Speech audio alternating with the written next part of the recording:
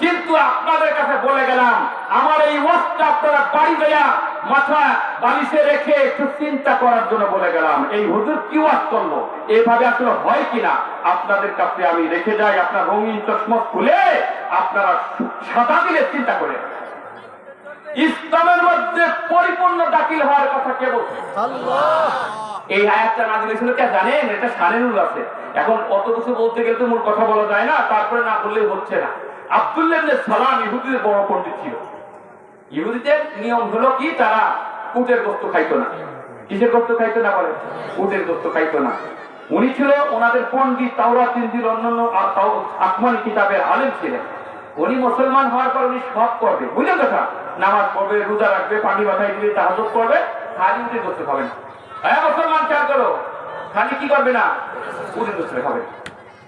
এই এতটুকু আল্লাহ সহ্য করে না যে একজন মুসলমান আমার একটা বিধানকে মানবি না, এই জন্য উট খুলো ফিসফিল্মি খাওয়ার ক্ষেত্রে উটের গোশত তো খাইতে হবে। সুবহানাল্লাহ। একজন মুসলমান নবীর তরিকা খোঁজ করে। আমাদের দেশে অনেক কোর্টের ম্যাজিস্ট্রেট আছে, জজ আছে, দাড়ি আছে, বিচারক আছে, দেখবেন নামাজ পড়ে, আছে কিনা এরকম? অনেক এমপি মন্ত্রীরাও নামাজ পড়ে। আপনারা বলেন, এই এমপি সাহেব যখন মসজিদে ঢোকে তখন ডান পাটা আগে দেয়, বাম পাটা আগে দেয় না, জানে যে বাম পা দেওয়া যাবে না, নবী সুন্নতের খেলাফ, যেরকম ঠিক কিনা? মাগরিবের নামাজ 3 রাকাত পড়ে, 4 রাকাত পড়ে না। কেন পড়ে না? যে নবীর 3 রাকাত ওরা দেখাইছে, অথচ নবীর তরিকায় 3 রাকাত না পড়লে হবে না, যেরকম ঠিক কিনা? এরপরে ইমাম সাহেব 2 রাকাত পড়ে বসার নিয়ম, আচ্ছা একটু পড়তে প্রথম বৈঠক ভুলে উঠে গেছে, ওই বিচারক উনি নামাজের মুসল্লি, উনি কি করছে? তাকবীর দিছে, তাকবীর দেওয়ার তো নিয়ম না, নিয়ম হলো সুবহানাল্লাহ বলা। যাই হোক, আর কি লুকমা দিছে, লুকমা দিছে। কেন দিছে? ইমাম সাহেব ভুল করছেন। কেন? আল্লাহর আইন হলো 2 রাকাত করে বসা। আর আপনি যখন কোর্টের মধ্যে যাইয়া যখন চোরের হাত কাটার বদলে আপনি জেল দিবেন, তখন আপনার লুকমা দিবে কেডা? এর মানে হলো আপনি এক জায়গায় নবীর তরিকা আল্লাহর আইন এত প্রাধান্য দিলেন, ওইখানে গেলে আপনার আল্লাহর আইন থাকে না। ওইখানে যাই আপনি মাদক নিয়ন্ত্রণ বোর্ড করছেন, মাদক নিয়ন্ত্রণ অধিদপ্তর। এর মানে কি? মদ আল্লাহ করছে হারাম, আল্লাহ করছে নিয়ন্ত্রণ। নিয়ন্ত্রণ বোঝেন?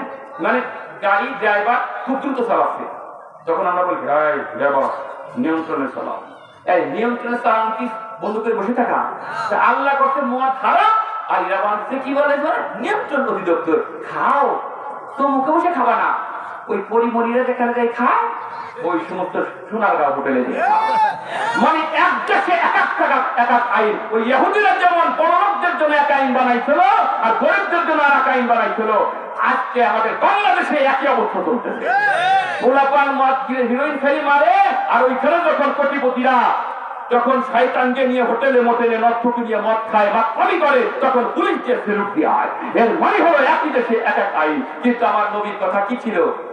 যে আমার মেয়ে ফাতেমাও যদি চুরি করে তারও ছাড় নাই, আমি তারও হাতে কেটে দিব। হযরত ওমর নিজের ছেলেকে ছাড় দেয় নাই, নিজের ছেলে মদ পান করছে, মদ পান করার অপরাধে তাকে প্রেসিডেন্টের ছেলে হওয়ার পর ছাড়া হয় নাই, তাকে জোররা মেরে তাকে মেরে ফেলানো হয়েছে। আল্লাহর আইন সেখানে বাস্তবায়িত হয়েছে। যেরকম ঠিক কিনা? ও আমার মুসলমান ভাই বোনেরা, খেয়াল করেন, ইসলাম ছাড়া আর কোন তন্ত্রমন্ত্র চলবে না, যেরকম ঠিক কিনা? আজকে আমাদের ঐক্যবদ্ধ হয়ে যেতে হবে। এখানে আপনারা যারা মুসলমান, এখানে আলিয়া মাদ্রাসার লোক আছেন, কওমি মাদ্রাসার লোক আছেন, জামাত ইসলামীর লোক আছেন, ইসলামী আন্দোলনের লোক আছেন, খিলাফত মজলিসের লোক আছেন, খিলাফত আন্দোলনের লোক আছেন, ঠিক না বলেন? এবং বিএনপি টিএনপি আরো অনেক দল আপনারা এখানে আছেন। কেউ তাবলীগ করেন, হ্যাঁ, কেউ পীরের মুরিদ, কেউ আমাদের নানা গফর সাহেবের মুরিদ, আবার কেউ আমাকে ইসমতুল্লাহ সাহেবের মুরিদ আছে কিনা? সবাই আমরা আসেন, আমরা একটা বিষয়ে আজকে সবাই একমত হয়ে এই মাহফিল থেকে যাব। রাজি আছে? আসেন, সেই আয়াতটাই আপনাদের শোনাইছি। আল্লাহ রাব্বুল আলামিন কি বলেন? কুল ইয়া আহলাল কিতাবি তাআলাউ ইলা কালিমাতিন সাওয়াইন বাইনানা ওয়া বাইনাকুম আল্লাহ না'বুদা ইল্লাল্লাহ।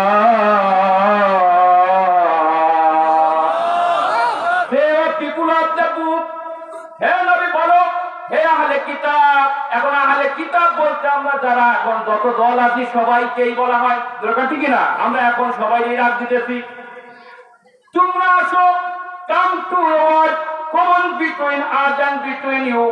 এমন একটা কথার ব্যাপারে আমরা আসি যে কথাটা তোমাদের ব্যাপারে আমাদের ব্যাপারে সবার জন্য সমান, তোমার জন্য সমান, আমার জন্য সমান। সেই বিষয়টা হলো কি, আল্লাহ নাবুদা ইল্লাল্লাহ, that we worship none but Allah। আমরা একমাত্র আল্লাহ ছাড়া কারো গোলামি করব না, কারো ইবাদত আর করব না। এই ব্যাপারে কি আমাদের একমত হওয়া যায় না? আমি কোন দলের পক্ষে বলছি? যে তাবলীগ করেন মুরিদি করেন, যে হয়তো খিলাফত আন্দোলন করেন, কেউ মজলিস করেন, কেউ সমাজ করেন, আপনি না যে বিএনপি করেন, আমরা সবাই আমরা একমত হই যে এক আল্লাহ ছাড়া আমরা কেউ আর কারো ইবাদত করব না। এই ব্যাপারে আপনাদের দ্বিমত আছে না? ইবাদত করবে একমাত্র কার? এক আল্লাহ ছাড়া কারো ইবাদত করব না। সাথে শর্ত আছে, ওয়ালা নুশরিকা বিহি শাইয়্যা। আর একটা কথা হলো, we associate nothing with him, আমরা আল্লাহর সঙ্গে আর কাউকে শরীক বানাবো না। কি বানাবো না? শরীক বানাবো না। আর 3 নম্বর কথা শুনেন, ওয়ালা ইয়াত্তাখিযা বা'দুনা বা'দান আরবাবাম মিন দুনিল্লাহ।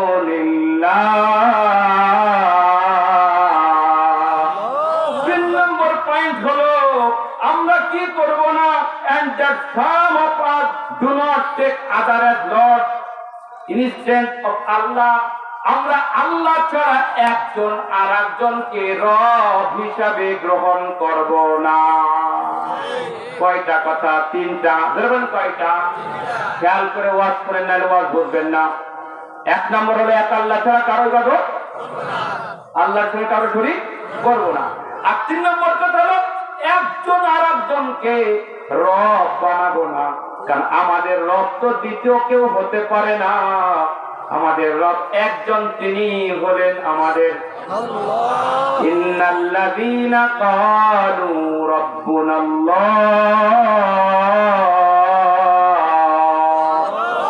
আমাদের রব কি?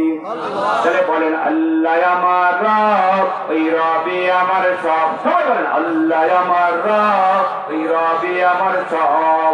দমে দমে তন মনে তারি অনুভব।